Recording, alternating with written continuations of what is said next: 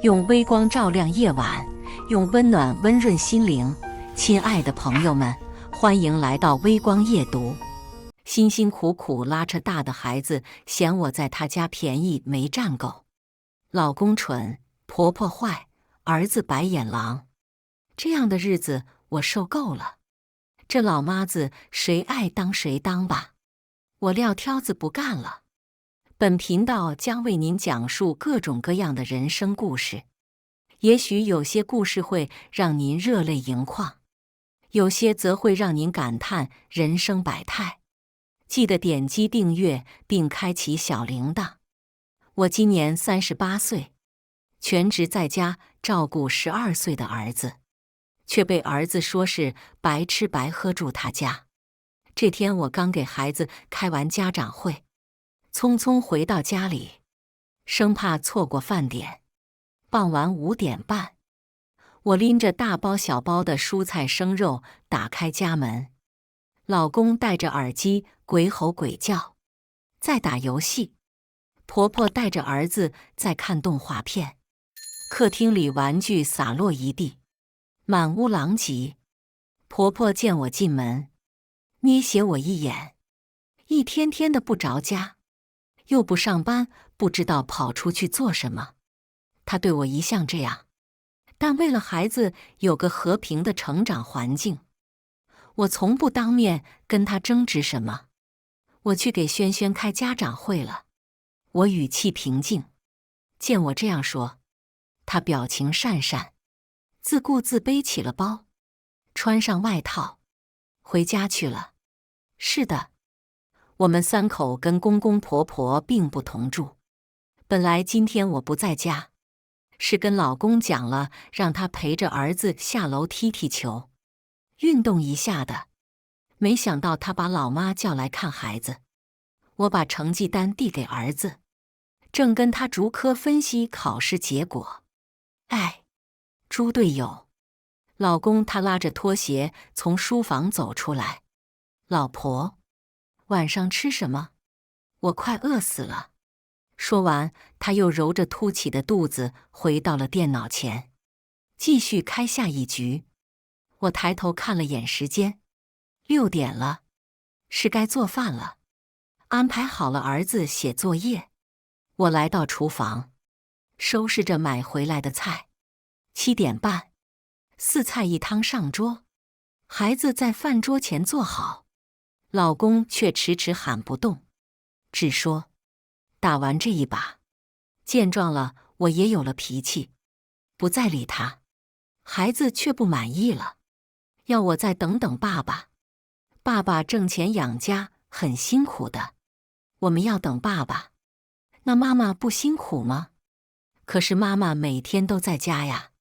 我一时语塞，但还是觉得12岁的小孩子不一定能理解，在家照顾家人也很辛苦。好不容易照顾孩子吃完，收拾碗筷，擦地板，把几天的衣服洗好晾起来。我口干舌燥，揉着酸痛的腰，坐在沙发上。儿子正目不转睛盯着屏幕上的卡通片。我看到桌子上摆着果盘，不是我前几天买回来的水果，应该是今天婆婆带来的。懒得去接水，拿起果盘里的橙子正准备吃，儿子却突然从沙发角落窜起来，劈手夺走了我手里的橙子。这是奶奶给我的，妈妈你不能吃。见我愣住了，有些不解的样子，儿子掐着变声期的公鸭嗓继续说：妈妈你住着我们的房子，白吃白喝，光还没沾够吗？我一时有些反应不过来。我光今天就给家里买了4大袋蔬菜水果，吃口橙子，我的儿子就这么说我。一时之间，我的火气也有些上来了。宋子轩，这个家是我跟你爸爸共同建立的，你也是我生的，我养大的。你说清楚什么叫沾光？可是奶奶说了，这个房子是爸爸家的，免费让你住在这就已经是让你占便宜了。何况你每天都要用水用电。听到这里，我再也忍不下去了。当初我们结婚的时候还不流行房产本加2人名字，房产证确实写的孩子爸的名字没错，但我是出资了的。我远嫁到这个陌生的城市，父母除了一部分首付之外，还承担了装修和家电的费用，少说也有30-40万。到今天却成了我白住，占便宜。我拿起手边的鸡毛掸子便要抽他，没想到他左手挡住，右手还要还手。看着眼前12岁的儿子，已是半大男孩，喉结微微凸起，下巴也有了绒毛，身材高壮，筋骨结实，我确实打不动了，心寒，说不出的难受。这些年远嫁的委屈，和公婆的摩擦，与老公的冷淡，都比不上此刻的失望与难过。我一心一意照顾养大的孩子，竟然是一只养不熟的白眼狼。倒了杯水，深吸几口气，回房间简单收拾了些衣服和护肤品。出门的时候，瞥见老公依然戴着耳机坐在电脑前开黑，儿子双手绞在一起，下巴抿着，假装专心看电视。我砰地关上门。晚上10点半，我拎着小小的行李箱，在这个生活了10几年依旧感觉陌生的城市里瞎晃，不知道该去哪里。看了看卡里的余额，我还是有些底气的。路边打了车去到这座城市最好的酒店，住了下来。电话只安静了半小时，随后一直在响。父子俩轮番上阵。一开始老公只说家里没电了，我打游戏直接黑屏了，你去把电费交上，推一下电闸，完全没提他儿子的问题，假装自己不知情。我直接挑破，你自己想办法，你家的光我沾不起。从今天开始，接送上学，早晚饭，补习班，考试你都自己解决。说完便挂掉电话。再看一眼微信消息，儿子的解释如下：妈妈，我不是故意的，是爸爸和奶奶今天说的，我是开玩笑的。明天你还得送我去学校呢，妈妈求你了，你明天回来呗。我只是刀子嘴，你看我平时啥事不帮你吗？我明天还有考试，妈妈你帮帮我，你现在帮我把学习弄好了，等我长大了有钱了，我给你钱。退出界面，关机。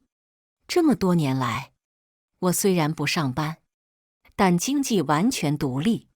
婚前爸妈除了给我出了首付和装修的钱款，还给了我不少压箱底的嫁妆。婚后我也一直开店做点小生意，只是这几年因为口罩原因，暂时关闭了店铺。就是这时候开始，孩子奶奶和爸爸对我的态度就产生了微妙的变化，几次三番当着孩子的面说我不挣钱，没价值。可我也没花到他们1分钱啊，我的积蓄还是很丰厚的，加上我还有一些理财和股票。这些年来，除了坐月子期间，实在无暇顾及其他，存款只增不减。当年我为了所谓的爱情远走他乡，孩子他爸是负责工作赚钱，但是钱从不上交，怕我花他钱。孩子的费用也是选择性出，他出了补习班的钱，那吃穿用度就撒手不管了。我工作生活2手抓，一边自己要糊口，还要做家务，养育孩子，照顾老人，过年过节的打点，每一样都要亲力亲为。这么多年，和老公感情早已淡得不能再淡。她精明小气，公婆固执难搞，再深的情分也消磨没了。我只盼着孩子安安稳稳长大，不要因为原生家庭的琐事影响到他。本来以为日复一日的精心养育会换来懂事可靠的孩子，没想到他竟然会这么对我。既然婆媳不和，夫妻冷淡，孩子也有样学样，这个所谓的家也没什么好留恋的了。其实这样早有端倪。想起之前购物节，我定了闹钟，掐着点抢优惠券，每天完成无聊的任务，只为多几块钱红包。终于熬着夜抢到了生活用品的囤货，却被他们父子俩指责不节俭，只会买买买。我还记得孩子爸是怎么说的，他神色轻蔑极了，又带着些自豪。你们女人就是不理智，我就从来不参加这些购物节。儿子，你可千万别学你妈。儿子还在一边笑着点头。可是我是花自己的钱买的全家的生活用品啊，他们难道不会想想为什么家里洗发水、沐浴露不会空停，纸抽永远不断，洗手液一按就有，饿了去厨房总能找到吃的。为了凑单，我还买了一件马甲，黑色的。生了孩子之后，我体寒怕冷，身材走样，想着马甲保暖，黑色既精神又显瘦。这是购物节唯一一件我买给自己的东西。我兴冲冲拆开，穿上，站在镜子前面，镜子反射出沙发上两父子的脸，孩子爸的眼神里明晃晃地写着：别穿了，很难看。宋子轩则直言不讳：妈妈，你别穿黑色了，你每次化妆像是在刮大白，不都蹭在黑衣服上了吗？说完，他们二人相视大笑。我站在镜子面前像个小丑。细细想来，这样的场景还有很多，只是我心大，没计较。只是心再大的人都有底线，一旦触碰，便再也没有转圜的余地。我以为我收入稳定，擅长家务和带娃，就会得到尊重和爱护。我以为我勤俭持家，不舍得在自己身上多花一分钱，别人不说感恩戴德，最起码也会正视我的付出，记得我的好。其实我大错特错，错在婚前没有发现端倪，错在婚后自我麻痹。只是现在发现错了还不晚，我不能一错再错。我下定决心要离婚，从今天开始撒手。认真盘算了，手里还有不少存款，加上婚前在家乡有一套小房子，我可以回到家乡跟爸爸妈妈住在一起，或者住在我的小房子里。这边之前开店的商铺是要卖出去的，以后也不会再来这个城市了。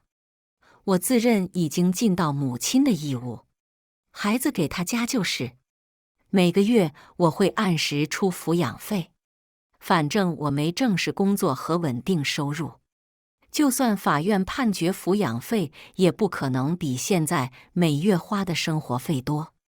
打定了主意，我昏昏沉沉睡过去，仿佛还没睡多久。早上7点多电话又响了起来，是孩子学校班级的座机。我犹豫了一会儿，拨打电话的人却很执着，接起来。电话那一头，他故作奶声奶气的试探：妈妈，你下午什么时候来接我放学呀？我不管，你找你爸或者爷爷奶奶吧。说完便挂了电话。上午趁着孩子他爸不在家，我回到那个家，收拾了自己所有的证件、衣服、生活用品，叫了一辆货拉拉，装车，付了巨额车费，请司机把我的行李运到爸爸妈妈家。我则买了高铁票，先走一步。高铁上，我联系了当地的中介，请他们把商铺转让出去，价钱好说，只图尽快出手。天擦黑，孩子爸爸就又打电话给我，可能是看到家里空空，我的东西都不见了。毕竟之前吵过多次，都没出现过这种情况。老婆，我先替孩子给你道个歉，他年纪小，不懂事。不等他说完，我开口道：他年纪小，不懂这些，那就是别人教的喽。12岁了，挨打知道还手，吵架还会画饼，已经不小了。就算道歉，也应该他自己来，而不是别人替代。顿了顿，我补充道：再说，如果是真心道歉，就不会等到今天。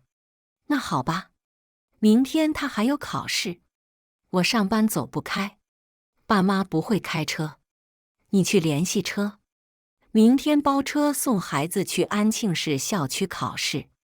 他倒是不耐烦起来了。你说晚了，我已经回我自己家了。他的烂脾气忍了又忍，终于憋不住了，声音提高了8度，狠狠质问我：你哪里有个当妈的样子？孩子说不管就不管了，你要离婚？可以，我也早就不想过了，那也不能明天后天就离婚吧？他咬了咬牙继续道：为了孩子再忍半年，不止你在忍，我跟我爸妈也都在忍，半年后就去离婚。你们一家还挺能忍的，我可是忍不了了。离婚协议书我找律师拟好了，过2天邮寄，到时候你公司、你家里、你爸妈家里各一份，有什么诉求你找我的律师谈，我油钱不足。孩子归你。宋子轩的班级群、补习班群，我一会儿都拉你进来。我退出，不等他破口大骂，我就挂掉了电话，打开我和孩子爸的聊天框，把10几个群聊链接发给他。我不进，我半年以后进，我退了，你自便。你怎么这么倔？9头牛都拉不回，你这么绝情，孩子这辈子都会记恨你。我不理，孩子记得不记得我又能怎么样？照这样下去，就算以后记得我，也是记得让我给他花钱找工作娶媳妇。群我都退了，反正补习班的钱已经交过了，也不是我上，你们看着办吧。来嘿，孩子他爸哪里是真心想道歉，不过是想着我还有用，还可以替他养儿子，把孩子养大我再走。到时候他白得一个跟他一条心的好儿子吗？到达爸爸妈妈家已经是晚上10点，2位老人开门看到我十分意外，一边给我拿睡衣，准备洗脚水，一边问我发生了什么。纵使我在硬下心，到底还是觉得委屈。我带着哭腔说了前因后果。10几年来，为了不让爸妈担心，我始终报喜不报忧。爸妈听完心疼坏了，妈妈在一旁搂着我落泪，埋怨我太要强，不肯向他们诉苦，找他们撑腰。3年前已经戒了烟的爸爸又点燃了一根烟，眉头紧锁，沉默了半晌。爸爸十分严肃认真地告诉我：当断不断，反受其乱。如果想好了，那就离婚吧。我们3人意见达成一致，就各自回房休息。只是我知道，2位老人怕是担心的不得好眠了，还是在家做女儿好。早上我正吃着妈妈精心准备、营养均衡的早餐，手机却叮叮咚咚响起来。打开一看，是孩子的班主任发来的消息，大意是昨天学校发了假期夏令营的行程单和缴费通知，但是孩子不敢给他爸，所以今天没有按缴费，因此问我能不能今天缴费，如果超时的话就去不了了。一次夏令营的花销最少2万，从小学1年级开始，每年2个假期我都自掏腰包让宋子轩参加。一方面，这种假期课程确实能见见世面；另一方面，别的孩子都去，不让他去他会没面子。一开始，孩子奶奶还总说花这么多钱有什么用，还不如让我把钱给他，他来带孩子。见我总是不理他这茬，他渐渐也就不提了。只是在我采买礼品回娘家的时候，多阴阳怪气几句。孩子也知道掏钱不敢找他爸，但是找我可以，是吗？可我已经决心撒手了，这些跟我都没关系，我也没打算留余地。跟班主任直说我和孩子爸准备离婚，以后学校的事联系他就可以，顺便附上了孩子爸的电话。班主任却自顾自继续说，孩子跟他哭诉，说自己知道错了，可是妈妈就是不理他，不回信息，不接电话，还劝我孩子还那么小，既然知道错了就回家去吧。我没有再回复，点了删除，继续冷心冷面地推动着我的离婚进程。下午收拾得当，去了派出所询问迁户籍的事情。流程其实很简单，既然不是我的家，户口本和身份证上也没必要再写那个地址了。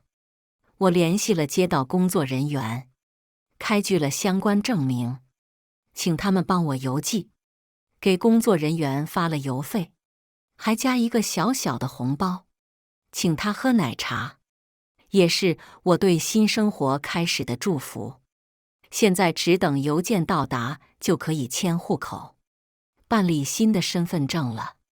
在家稳稳当当过了几天，自从想通了准备离婚后，一切都顺心顺意，不用每天做那些做不完的家务，不用接送上下学，不用辅导作业，不用洗臭袜子和烂裤衩，不用看公婆脸色，不用时时刻刻盯着家长群回复收到。我心情不知道多舒畅。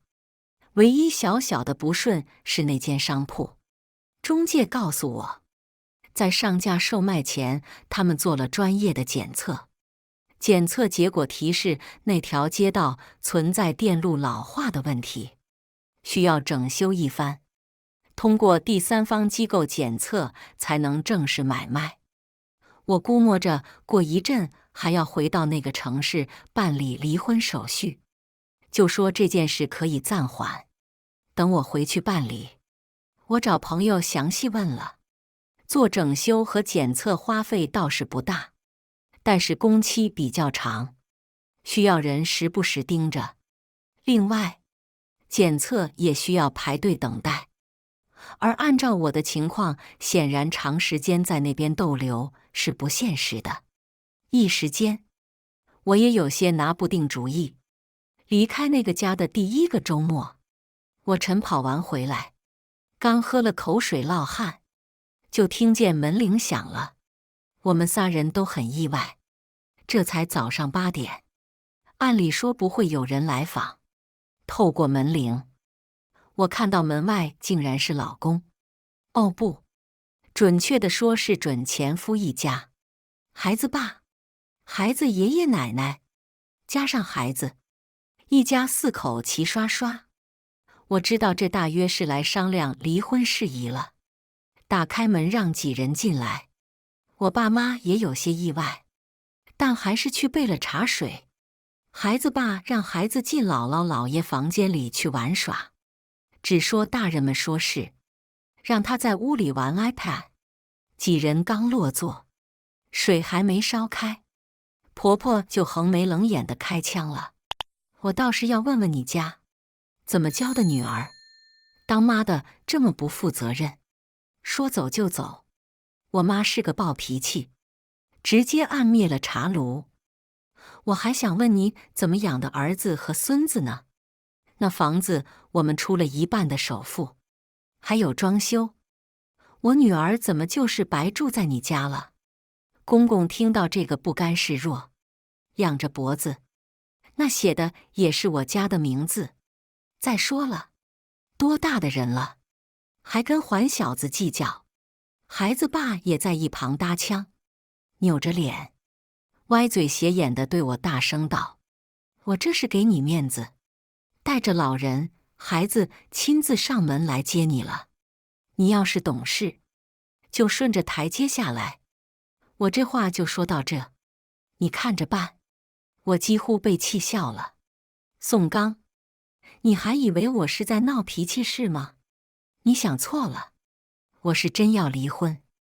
协议书你应该看过了吧？孩子归你，财产平分，我没什么好说的了。婆婆听到这也有些气急，那哪能说离就离？孩子都这么大了，你要离婚，让孩子怎么办？谁给他做饭，谁接送他上学？我爸猛地一拍桌子，怒道：“我女儿在你家就是做饭接送当老妈子的吗？”公公婆婆还要争辩，孩子爸却觉得没面子，拽着他爸妈就要走，一边走一边发牢骚。我就说别来别来，给他脸了还。好好的日子不过，不知道一天天在想些什么。咱们不管他，他爱住哪住呢？三个人拉拉拽拽地出了门，我关上门才发现不对，宋子轩还在屋里，探出头去喊。他们三人已经上了车，扬长而去。我打开卧室门，让宋子轩出来，他这回倒是哭得委委屈屈。他姥姥姥爷见了也是有几分舍不得。我问他，是不是他爸爸和爷爷奶奶商量好了让他留在这？他小声说是，还说爸爸妈妈就要离婚了，妈妈不要他，他想多在这待几天，害怕以后就没机会了。毕竟是自己身上掉下来的肉，是自己亲手带大的孩子，纵使再被他伤了心，我听到这也有几分心软，也同意让他留下来，大不了过几天回去办手续，再把他送过去。我爸妈到底也是疼爱这个唯一的外甥，出去买了他爱吃的食材，在家做了一顿大餐，一家人看似和和美美的吃了一顿。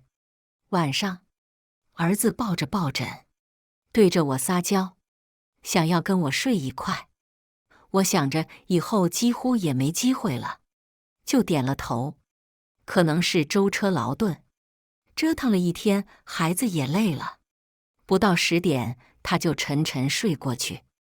我看着这张酷似我的脸庞，心里却满是苦涩。突然，儿子的电子手表叮叮咚咚，连续弹出了好几条消息。我有些好奇，拿过来一看，群聊，宋家大院。我从来没进过这个群，也没见过这个群。好，宋家大院是吧？我耐着性子点开消息详情，是孩子奶奶轩轩啊，你就给妈妈道歉，说妈妈辛苦了，你知道错了。妈妈现在还年轻，如果她跟爸爸离婚了，还会嫁给别人，还会有别的孩子，到时候赚的钱都不是你的了。你正是上学需要人照顾的时候，爷爷奶奶岁数大了，腿脚也不方便，就算再想全力照顾你，也帮不了你那么多。那本来家里的房子都是你的，现在他想要走一半，你也不愿意的，对不对？我看着这些字，只觉得讽刺。从我怀孕开始，公公婆婆便推脱身体不好，婆婆说自己胃泛酸，没事就弯着腰，像个虾米一样表示胃疼。公公则是今天腰痛，明天腿痛，可一年体检2次，什么大毛病都没有。巧合的是，每次都是我忙的时候，公公婆婆齐刷刷旧病复发，生意淡季我时间多了，或者孩子不需要额外照顾了，2位老人就身体倍棒，吃妈妈香了。一个天天去钓鱼，一个一天3场广场舞。我忍住在群里爆粗口的冲动，把消息设置成未读，装作什么也不知道。过后几天，我对儿子有意无意的卖惨视而不见，他见我冷了心肠，多半也跟爷爷奶奶那边通风报信了。没多久，准前夫便打电话过来，他语气戏谑：“离婚可以，孩子归我，你净身出户。”我挑了挑眉：“你说说看，怎么个净身出户法？孩子我养，我当然要多得一些，房子全归我，你的商铺也归我。”我沉默地挂了电话，扭头却对上了孩子殷切的眼神：“妈妈，没事的，就算商铺给了爸爸，等我长大了就把它转到我名下，到时候还是你的。”我笑着摸了摸他的头，心里却只剩下了失望。这是一个唱红脸，一个唱白脸呢。其实那间商铺我本就打算转到宋子轩名下，毕竟母子一场，算是我了却此生亲缘了。另外，我确实没时间和精力再去处理整修、验收和买卖了。现在我只想逃离那个家，那座城市。虽然宋子轩伤了我的心，但我想的是，商铺现在留给他，今后他的抚养，包括以后的结婚生子，我都不会再多给1分钱了。20几万的商铺，送给我唯一的儿子也不算太亏。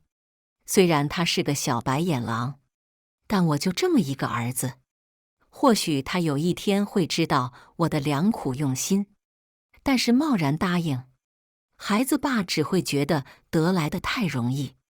我怕他得寸进尺，就假装不愿意，在宋子轩面前说了好多坏话。他爱当传声筒，就让他当好了。几番拉扯过后，我装作不情不愿同意了。孩子爸那边仿佛大获全胜，趾高气扬，目的达成。宋子轩也懒得再跟我表演母慈子孝，说是作业还没写完，催我送他回去。这哪是着急写作业，是怕我反悔，再次回到这座城市。我爽快地签了这份并不公平的离婚协议书，顺便办理了商铺的转让手续。10几年的光阴，付出的精力、感情、金钱，在这一刻都付诸流水。我深深觉得可惜，但并不后悔。我只后悔醒悟得太晚。办完离婚手续后，我对着儿子语重心长地说了一段话：“妈妈受到了你的言行带来的伤害，不管是不是出自你的本意，但却是从你口中说出来的，而且是在我并未触怒你或者损伤你的利益的前提下。作为妈妈，我会原谅你这一次，但是今后我不会再用牺牲自己的方式继续包容你。你的父亲和你的爷爷奶奶，因为我的付出和牺牲换来的是你们的伤害。你是否选择继续贬低或者伤害妈妈？我不在意，也尊重你的选择。妈妈希望你有独立思考和反思的能力与勇气。等你有这样的能力和勇气的时候，我们再好好谈一谈吧。我看起来像个失败者一样，被赶出了这个所谓的家，这个陌生的城市，但我只觉得身心轻松。前夫并不知道，这些年我的积蓄不少，本来有一部分是给孩子攒着，打算以后作为留学的学费的。如果他不出去留学，就用来给他付首付。但是现在看来，这笔钱已经用不上了。我提前为我和爸妈买好了高额的养老保险，是可以选住高档敬老社区的那种。随后，我们3人开始了旅居生活。每到一座城市，就小住10天半个月，体验风土人情。在爸妈老去之前，多看看祖国的大好河山。反正我的收入来源全靠理财，在线上基本就能操作。过了很久，我才又在从前的朋友那里听到孩子爸那边的消息。孩子爸积极参加相亲，认识了一个刚毕业的大学生，还付了30万的高额彩礼。筹备婚礼期间很是高调，前公公婆婆还志得意满地告诉所有亲戚朋友、街坊邻居，说他儿子2婚还能找到黄花大闺女，真是有本事。付了彩礼，再加上我不出生活费，前夫家里瞬间有些捉襟见肘。孩子爷爷奶奶就想着用那间小商铺开一个超市，可是因为不再买卖，中介也就没再提电路老化修整的问题。前夫并不知道此事，小超市刚开业没几天，就因为电路短路起了一场大火，把一切都付之一炬。2位老人还落了个中度烧伤。黄花大闺女小娇妻当然卷钱跑了，据说已经跟前男友去国外留学了，30万刚好够学费。孩子爸因为要照顾老人，精力不足，也不想再负担高额的补习班费用，在那学期结束之后，就把宋子轩送到了乡下县城里的全封闭式寄宿学校。我满心只剩唏嘘，想着不行就把孩子接过来继续亲自照顾，或许脱离别人的影响，还能纠正过来。这样的信息发过去，良久却只得到了孩子冷冰冰的一句话：生了不养就不如不生。看着这句话，我想起了生完孩子没日没夜喂奶拍嗝的日子，想起了6个多月他频频感冒发烧衣不解带照顾他的日子，想起了带他学习走路吃饭说话的日子，想起了风雨无阻接送上学的日子。算了，这老妈子谁爱当谁当吧。故事完。接下来是我们本期第2个故事。怀孕后不久，我婆婆擅自住进了我家，说是过来照顾我。可当看到厨房里的活鸡，还有瓷砖上的鸡屎，我就感觉脑子天旋地转，以后的日子怕是要难过了。我叫秦佩佩，从小到大一直都过得很顺，在家中父母疼爱，工作也体面顺利，每个月的工资不但够自己花销，还能剩下许多。结婚以后，老公诚心对我好，拿出了所有积蓄付了首付，在当地买了个2室1厅的房子。当时首付付得多，我和诚心一起还房贷，我还把前几年存的钱也还了进去，早早就把贷款清了。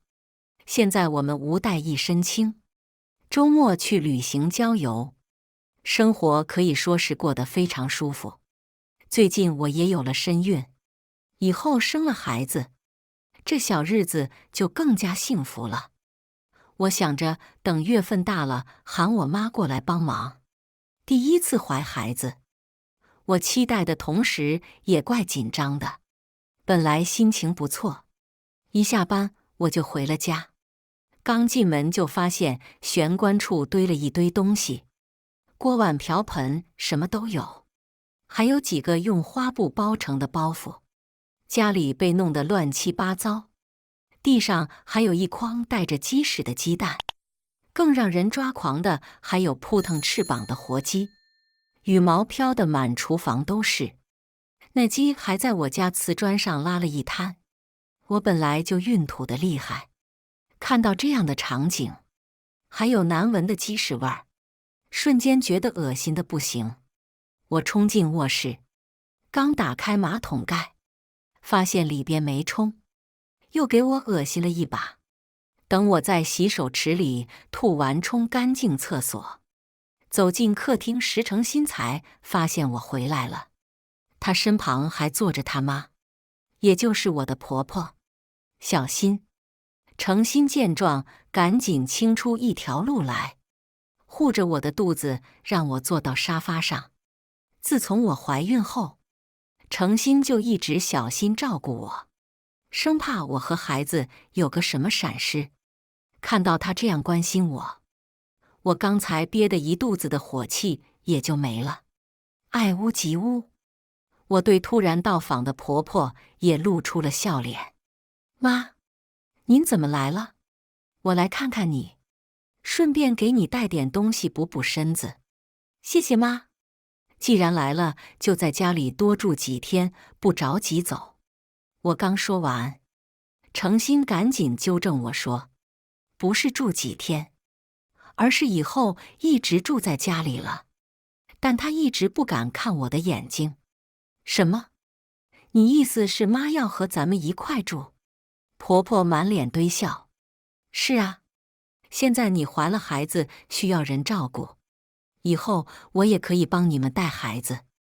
我一时间气上心头，直接对了程心一下，质问道：你为什么没有提前和我打招呼？可能是我语气太冲，程心觉得没面子，大着声音吼了一句：这房子是我妈拿钱付的首付，她要来住怎么了？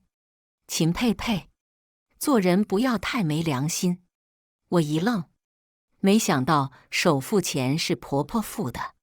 话都说到那个份上，我也不好赶人，就算心里再不舒服，也让婆婆住下了。孕妇尿频，每天晚上我都要上好几次厕所。前1-2个月，老公还会照顾我，但我每次看他都艰难打着哈欠扶我起床，第2天没精打采的样子，很是心疼。慢慢的，我就不用他起夜陪了。虽然我怕黑，但把所有的灯打开也没出什么事情。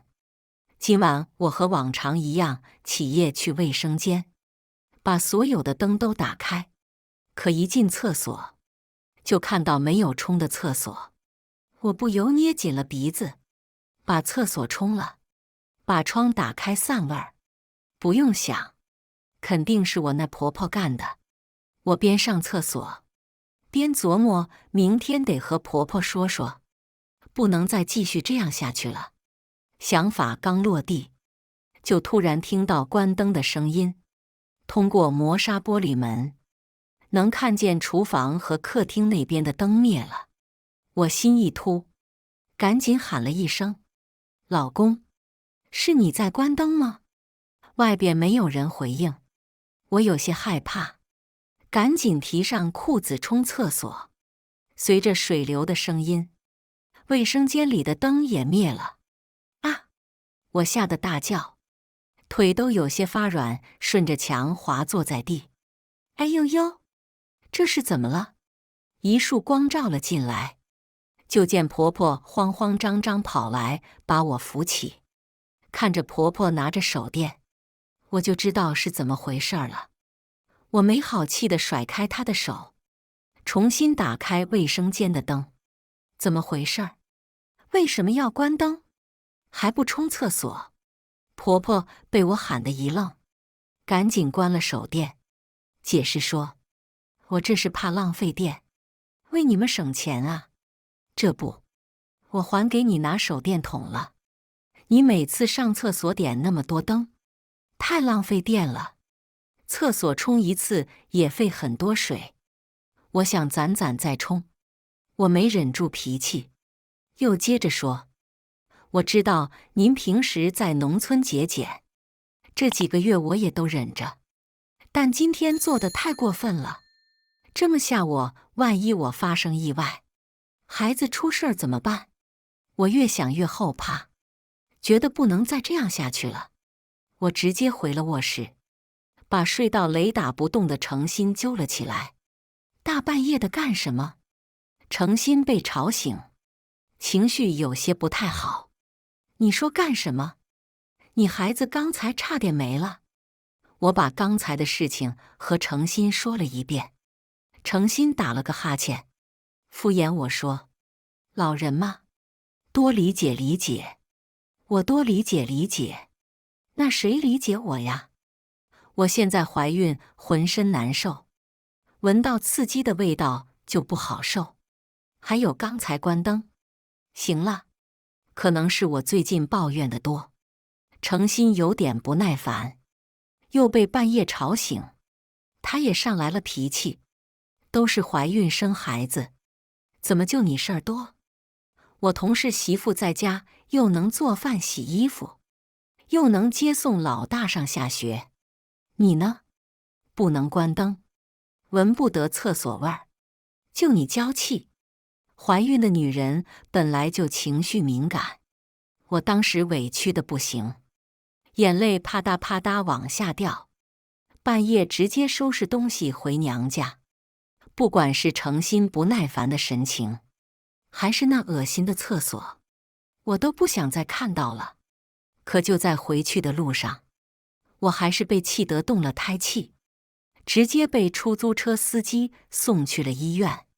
我突然早产，给老公打电话他关机，我只能给我妈打电话。生的时候胎位不正，生了好久都没生下来，最后只能剖腹产。虽然过程很遭罪，但睁开眼睛就看到健健康康的女儿，我心里别提有多开心了。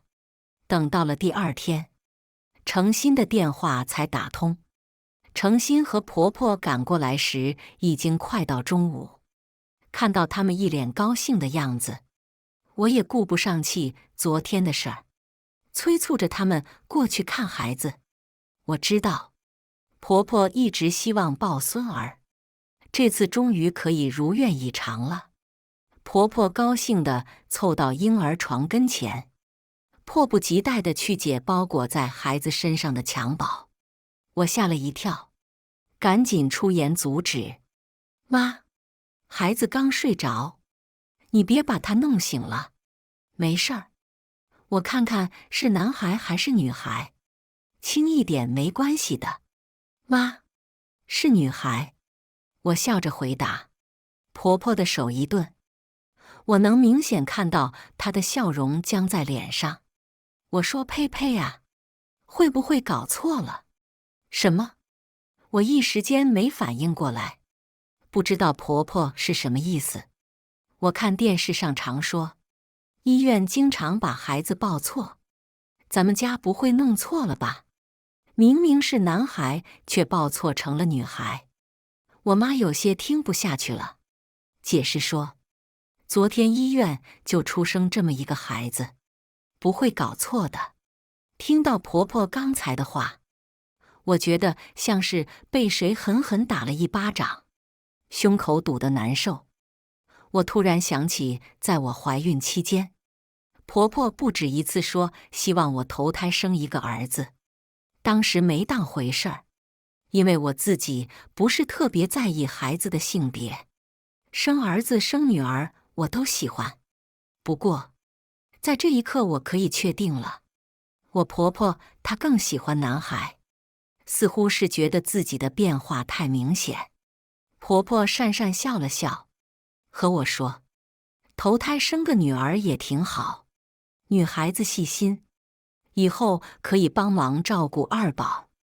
等过个1-2年，你们再要个男孩，儿女双全多好。”听到这句话，我妈突然抹起了眼泪，和婆婆说：“亲家母啊，你不知道。佩佩她难产做的剖腹，她身体以前就虚弱，这次损伤的太厉害，医生说以后可能再也怀不上孩子了。我妈刚说完，婆婆脸色就变得更难看了。什么？生不了了？那我老程家的香火怎么办？我出院之后，婆婆对我有些不冷不热。我当时可能刚生完，脑子有点想不清楚，觉得老人喜欢孙子，我没生出男孩，以后可能也不能生了。对我有怨气也可以理解，我心里觉得委屈憋闷，但为了女儿，我愿意什么都不说。好在婆婆对我女儿很好，主动提出帮忙看孩子。我想她大概是不好意思，舍不下脸来和我道歉。我默认这件事过去了，以后的日子会渐渐好起来。可这个想法真的是太天真了。孩子4个月左右，我半夜起来去卫生间，发现程心没在客厅。最近孩子经常半夜哭闹，婆婆心疼儿子，让我一个人在屋里带孩子，所以最近4个月程心都睡在客厅的小床上。我又去卫生间和厨房找了找，都没她的身影。不过我发现，婆婆的房门底下透出一束光，婆婆还没睡，程心应该在她房间里。有什么话不能白天说，非要大半夜说？我有些好奇，趴在门上支着耳朵去听。儿啊，你可不能和他耗下去了，不然我什么时候能抱上孙子？妈，我闺女还小，要不再等等？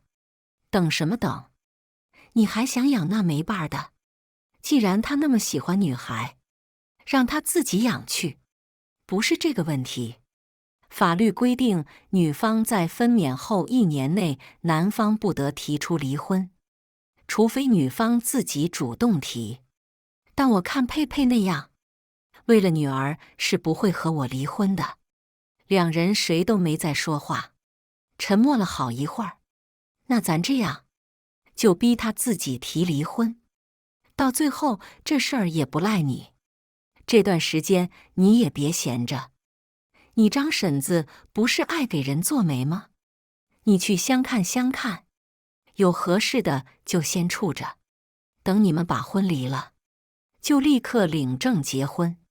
好，我都听妈的。我错愕地捂住嘴巴，不让自己因为太过震惊发出声音。听到屋里有脚步声，约莫程心要出来了。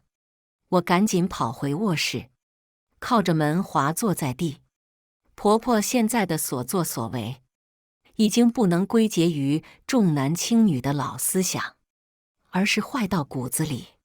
不但要儿子离婚，还撺掇他出轨。我无声地笑了，程心他居然还同意了。我难以想象，曾经爱我说要和我一生一世的男人，居然和他妈一块算计我，想将我赶出这个家。那一瞬间，我心好痛，又好恨，想离婚，想让我给新人腾地方，不能够，都给我等着。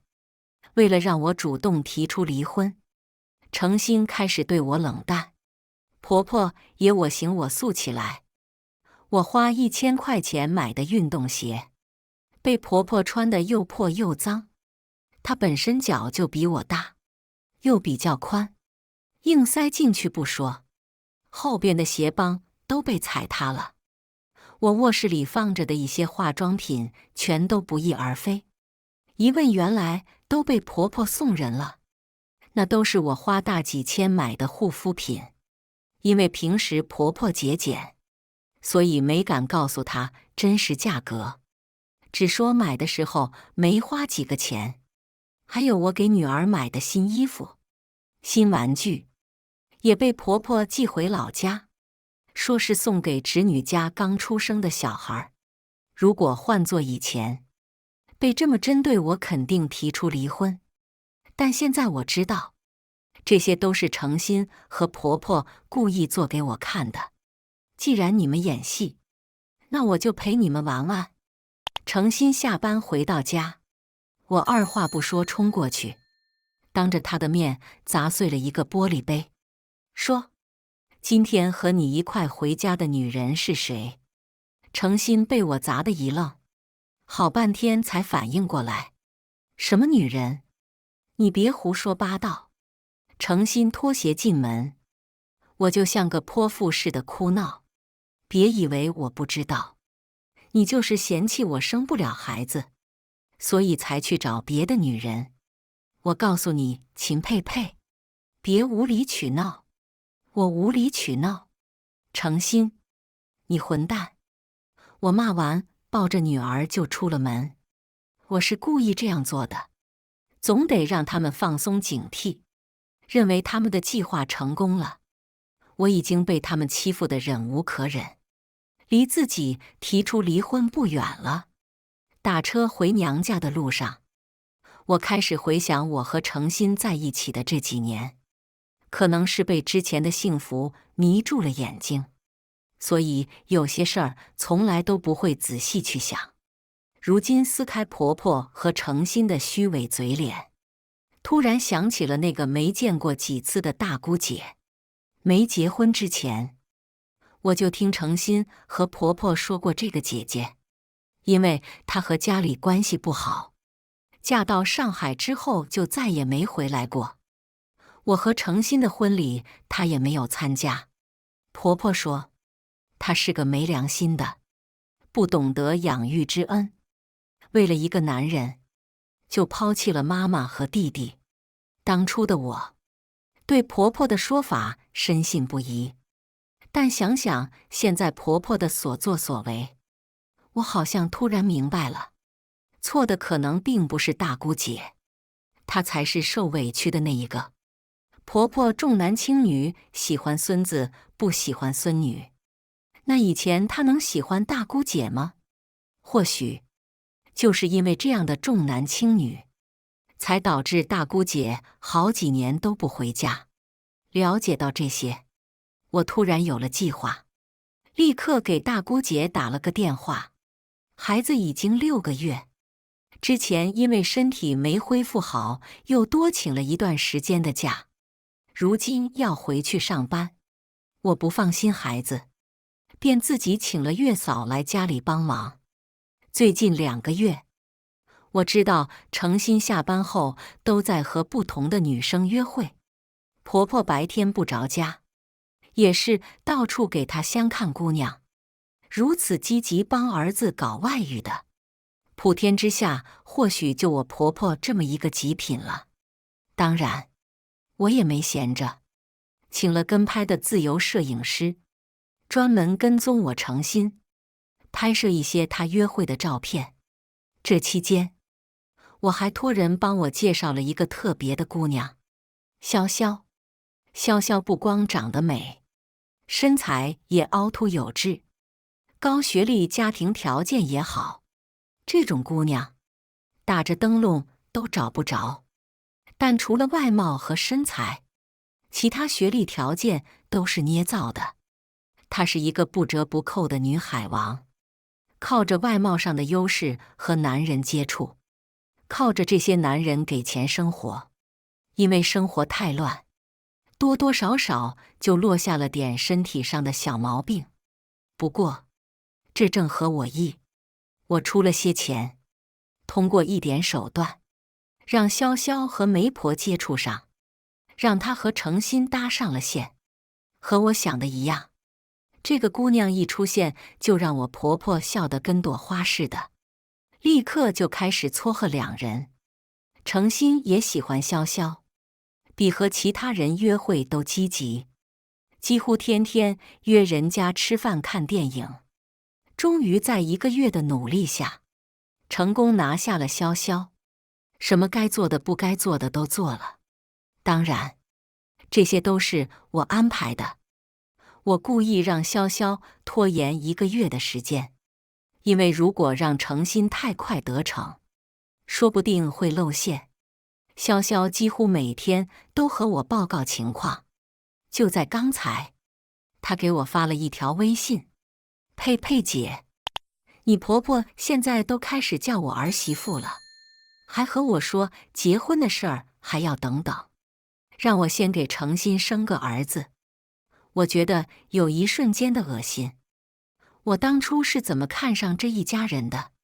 可能是觉得好事要近了，婆婆每天都是笑逐颜开，也不想着怎么刁难我。就在我觉得一切准备就绪，可以收网的时候，意外却突然发生了。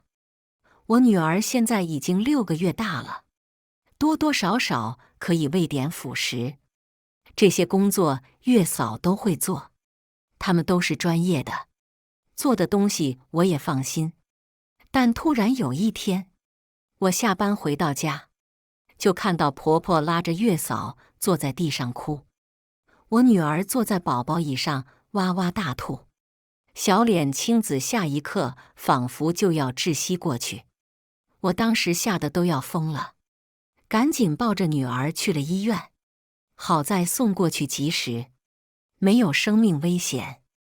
我这颗悬着的心也彻底落下了。等我事后找医生了解情况，听到为什么女儿会突发急症时，我人当时就傻了。谁给孩子喂的毒蘑菇？好在吃的不多，毒性不大，送来的也及时，不然命就没了。我的女儿差点就没命了。我险些晕倒在医院里，但我死死握紧拳头，让自己保持清醒，指甲都把手心扣出血来。大姐，为什么我女儿会中毒？谁给她喂的蘑菇？月嫂使劲地摇头，急得都快哭了。我不知道，我就给孩子喂了提前做好的辅食，谁知道就那样了。太太，我并没有给孩子做蘑菇，我整个星期都没有买过蘑菇。你走吧，明天不用来了。你的情况我会给你公司领导反映。我看着病床上虚弱熟睡的女儿，心脏就揪着的疼。当时太担心女儿了，没有仔细去想，只以为是月嫂的疏忽。等女儿出院后，我看到婆婆一副心事重重，还不敢和我对视的模样，我就觉得这事儿不简单。我之前偷偷安装过监控，就是怕婆婆会算计我，但我怎么都没想到，她会算计到自己亲孙女身上，还差点要了她的命。我不敢在家里看，就趁没人注意的时候拷走视频，然后带着女儿回了娘家。这一看，我恨不得手撕了那个恶婆子。这毒蘑菇居然是她趁月嫂不注意，偷偷打碎放到辅食里。监控视频里拍的是一清二楚。那恶婆子什么心思？觉得我女儿碍眼，是个拖油瓶，将来会耽误她儿子再婚。我让我妈来照顾孩子，然后开车直奔家里。回去的路上，我又心生一计，打开房门，婆婆和诚心都在。看诚心的样子，应该也是刚回来不久。我目光扫过两人，平静地说：“孩子中毒不是意外。”诚心的表情有一瞬间的震惊，不可置信地看向他妈。我不知道那眼神是什么意思，是因为太过震惊，下意识看过去，还是计谋被拆穿，不安求助？我冷笑，突然觉得诚心这个妈宝男又可恨又可怜。婆婆眼神游离，试探性地问我：“是月嫂做的？”我眯起眼睛，仔细去观察婆婆的神情，明显就是心虚。那一刻，我再也忍不住了，直接抓起身旁的玻璃花瓶，狠狠地往地上砸。他还是个孩子，才6个月大，你怎么忍心给他吃毒蘑菇？这天下怎么有你这么恶毒的奶奶？我这一砸一吼，程心有点懵，呆呆站在原地一动不动。我冷笑一声，恶狠狠瞪着婆婆。我现在都恨不得把毒蘑菇塞到她嘴里，让她也尝尝我女儿受过的苦。我怎么可能害我自己的亲生孙女？佩佩，你可别往我头上吐脏水呀！你一辈子都生活在农村，靠山吃山，不可能不知道毒蘑菇和普通蘑菇的区别。我查过医生说的那种蘑菇，颜色特别显眼。就算我这种不懂蘑菇的，也知道鲜艳的蘑菇不能吃。婆婆一个劲儿地往程心身后躲，我知道，她是心虚了，我不能忍。想也没想，一个大步跨上去，一把拉住婆婆的手，将她往门外拽，跟我去警局。我今天必须要给我女儿讨个公道。我怒气顶到了天灵盖，也不知道哪里来的力气，硬是把快200斤的婆婆拽出了门。这时，程心挡在了我面前，朝我脸上甩了一巴掌。秦佩佩，你疯了？居然让我妈去警局？闺女不是没事吗？你为什么非要和我妈过不去？我不敢置信看着程心，她从始至终都没有问过女儿，居然能说出那种丧心病狂的话。对，我是疯了。她敢杀我女儿，我就要和她拼命。我像个疯婆子似的，拼命嘶吼，拼命拉扯着婆婆。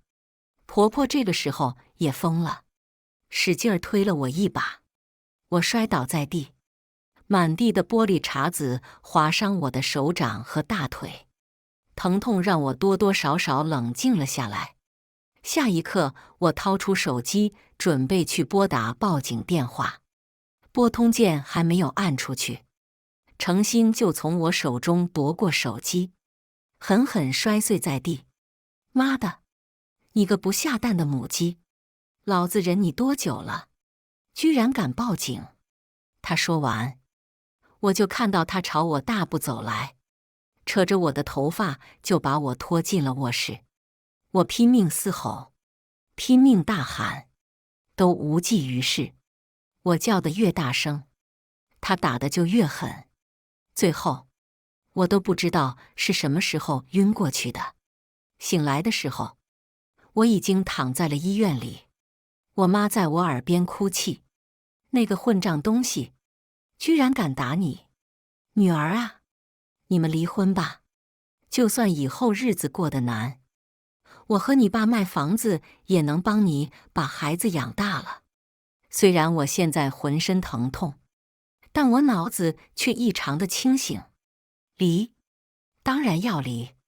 不过日子过得艰难的不应该是我，而是他们。我揉了揉太阳穴，抬手给我妈擦掉眼泪。妈，你别哭，我是故意的。我妈一愣，你这话是什么意思？我没有解释，而是说，妈，等离婚那天你就知道了。我在医院养了几天的病，医生说是因为我情绪太激动，再加上我在生完孩子后身体本来就不好，所以才导致的昏迷，并不是被打所致。我身上的伤并不重，想用这件事给程心判刑显然是不够的。不过，我肯定会在其他地方找不回来。我出院之后，把女儿交给我妈照顾，立刻就给程心打了电话。程心，我们离婚吧。电话那头沉默了几秒，我依稀能听到婆婆在那头高兴的声音：“好啊，离了好，等离了你就和潇潇结婚，到时候给妈生个大胖孙子，省得那只母鸡站着窝不下蛋。妈，你小点声喂。佩佩，那你找个时间，我们去把离婚证领了。孩子归你，抚养费什么的我会出。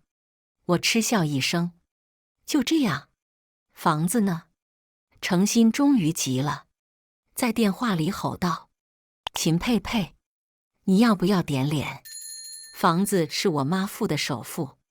婆婆似乎也急了，在那边扯着嗓子骂我：呸！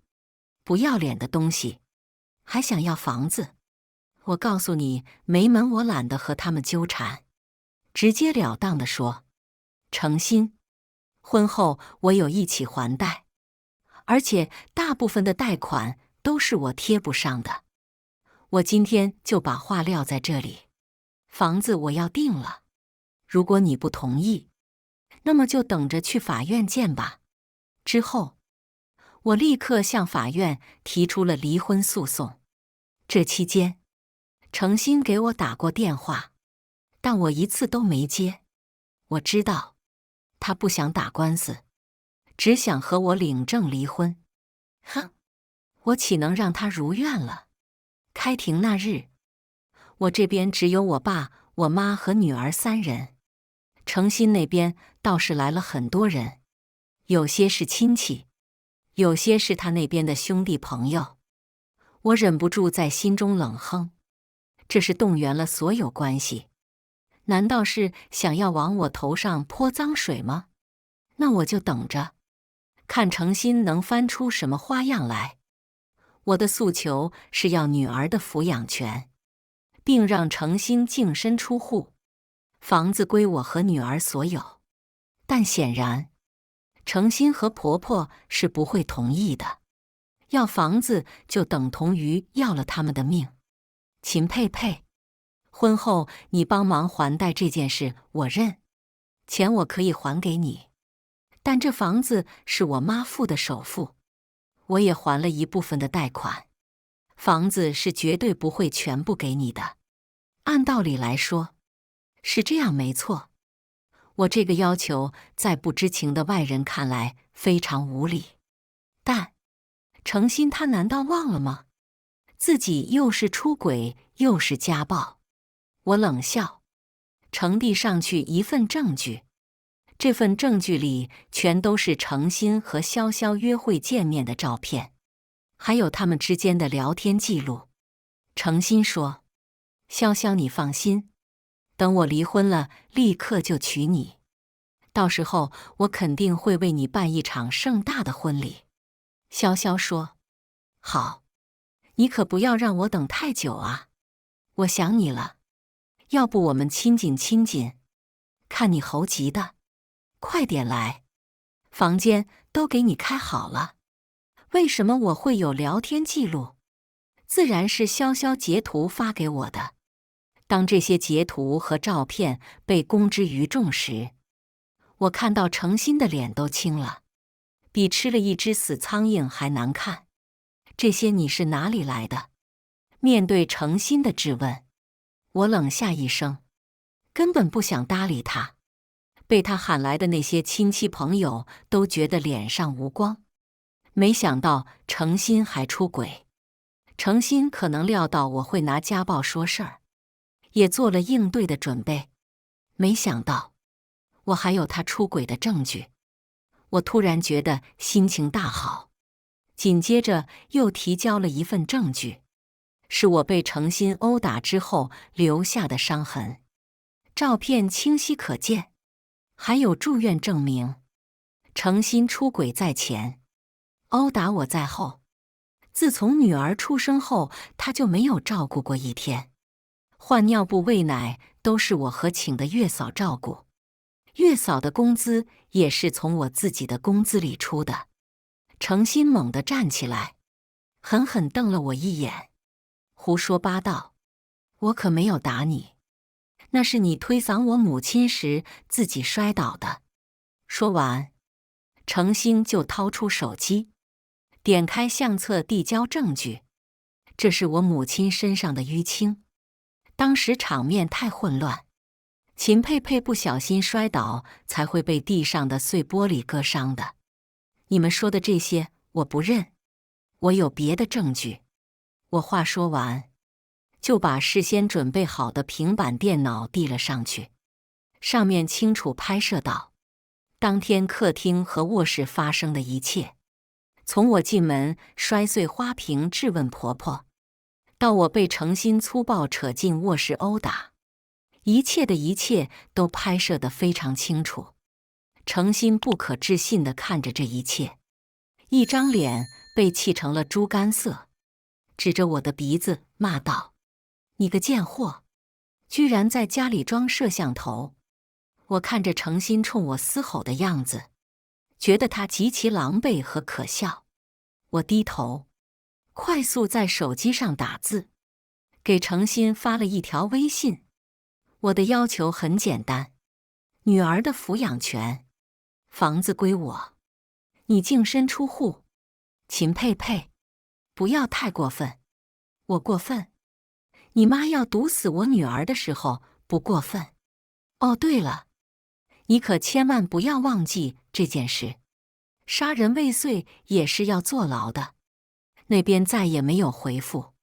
过了好久，程心终于点了头，同意把房子给我，自己净身出户。我就知道程心一定会同意，他可是个典型的妈宝男，谁都可以出事儿，但他妈不行。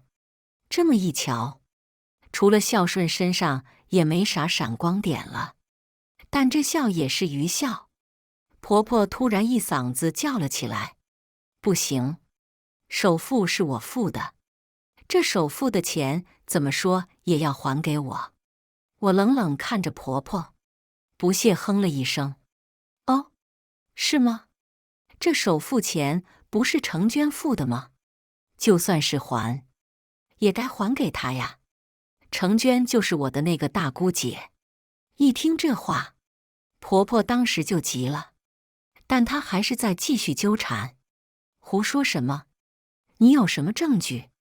这首付分明是我这么多年的积蓄。”我懒得和她掰扯，直接和法官说：“我有人证，可以证明首付不是她付的。”过了一会儿，程娟进来，把银行卡转账记录，还有婆婆逼迫她给弟弟买房的短信都递交了上去。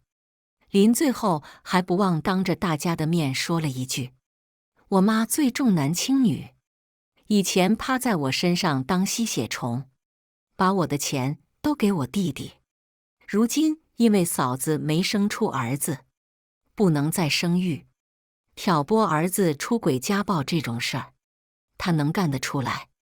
被自己亲生女儿这样说，还有一群亲戚朋友看着，程心和婆婆干出的那些事儿，别提有多丢脸了。我觉得有点可笑，叫这些人来明明是为了助阵的，结果却让人家看了笑话。婆婆满脸的不可置信，狠狠地瞪着我。我猜她或许也想不明白，为什么突然之间她失去了所有，没有了房子，婆婆还没有退休金，靠着那点微薄的低保钱，还有她儿子一个人的工资，以后又要租房子，又要生活，哪有闲钱娶媳妇？又有哪个女孩愿意跟她呢？想要抱大孙子，做她个春秋大梦吧。程心离婚这件事不仅仅没了房子那么简单，因为她家暴的事儿传了出去，早就看她不顺眼的竞争对手算计她，害她丢了工作。如今，她真的是狼狈到连路边的狗都嫌弃。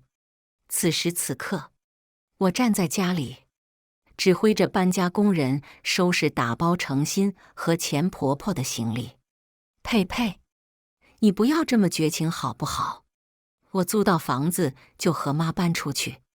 我没有搭理她，催促着工人们快点。程心似乎是再也忍不住了，她拍案而起，大步走上前来，想和我吵。婆婆，哦不，现在应该称呼为钱婆婆了。钱婆婆赶紧上前拦住程心，然后转过身陪着笑脸和我说：“佩佩，以前是我不对，是我老糊涂，我再也不要什么孙子了。咱们一家4口和和美美挺好的，你和程心能不能复婚？”我被他这话给逗笑了。他到底是怎么想的？事到如今还让我复婚，他还真不要脸皮。我嗤笑一声：“复婚？可笑！我还嫌脏呢。”程心不乐意了，冲着我吼道：“你什么意思？我不就是出轨吗？哪个男人不出轨？”我挑眉，突然想穿越回去打死原来的自己。那时候眼睛到底是怎么瞎的，居然能看上这么个货色？程心，你以为我不知道吗？程心有些懵，问道：“你知道什么？”我冷笑，转身进了卧室，从床板地下找到程心藏着的文件袋。以前他藏私房钱，都会把钱藏在这里。我把文件袋打开，掏出里边的病历，狠狠摔在程心的脸上。“你自己不是去医院看过吗？”程心脸色惨白，难以置信地望着我，显然是没有料到我会知道这件事。“程心，这就是你出轨的代价。”钱婆婆不知道我们在说什么，也看不懂病历上的字，只能焦急去摇晃程心的胳膊。“儿啊，你这到底是怎么了？到底得了什么病啊？”程心咬着牙，一个字也说不出来。我觉得现在心情特别敞亮，便大发慈悲给钱婆婆解释了一下。简单来说，就是你儿子现在得了脏病。钱婆婆如遭雷劈，腿一软瘫坐在沙发上。“这不可能，潇潇那么好的一个姑娘，怎么会有脏病呢？”我凝视着钱婆婆，冷冷道：“知人知面不知心。”我到如今才深刻明白这个道理。突然，钱婆婆站起身，扑到我的身前，死死抱着我的腿不放。“佩佩呀，你不要那么绝情。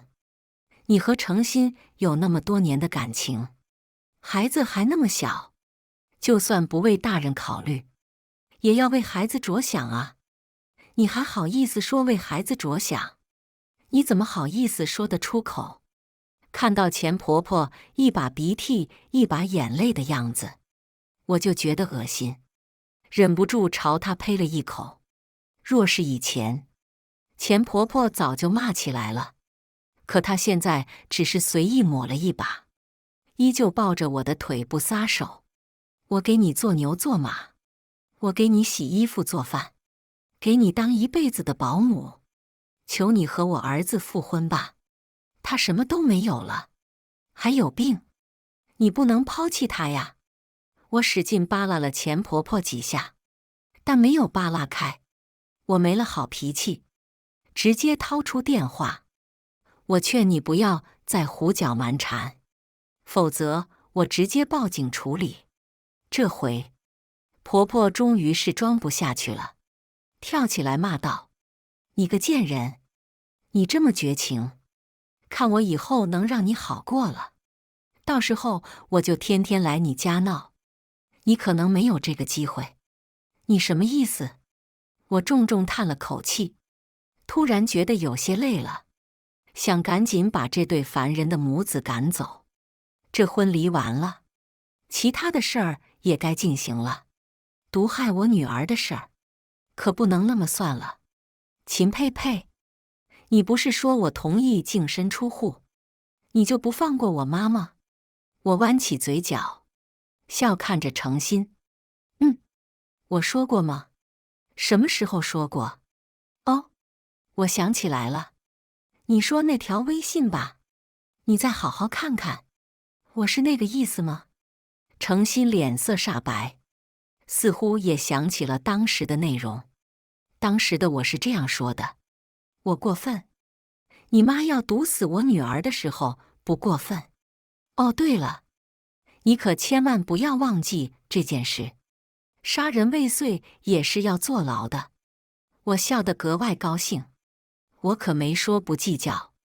而且不要以为你们能逃脱罪行，我手里可是有证据的。秦佩佩，钱婆婆这个时候也慌了，又再次给我跪了下来。我这次没含糊，直接拨通了报警电话，让警察把这2个擅闯他人住宅的人带走了。我说要告婆婆毒杀这件事可不是随便说说而已。我手中握着监控录像里截取的视频证据，摄像头拍摄得清清楚楚。他想说狡辩，这很明显就是蓄意杀人。上次我报警，也说了婆婆杀人未遂这件事，警察立刻立案调查。我也提交了手中的证据，好几次程心都跑到我家，跑到我娘家，跪在门口求我高抬贵手，我都无动于衷。我怕他会做出什么疯狂的事情来，到时候报复我和我女儿，于是就把我现在的房子卖了，首付钱还给了程娟。过了一段时间，判决书下来，我的前婆婆被判10年有期徒刑。之后听人提起程心，她好像在外边欠了不少的钱，日子过得非常狼狈。我怕程心会跑过来骚扰我们母女，于是就带着女儿转学去了另外一座城市。感谢大家的观看。本期影片大家觉得是第1个故事精彩，还是第2个故事精彩呢？欢迎大家在下方评论区讨论。如果你喜欢这类故事，记得点击订阅微光夜读，并分享给更多的人，这会对我帮助很大。再次感谢大家的观看。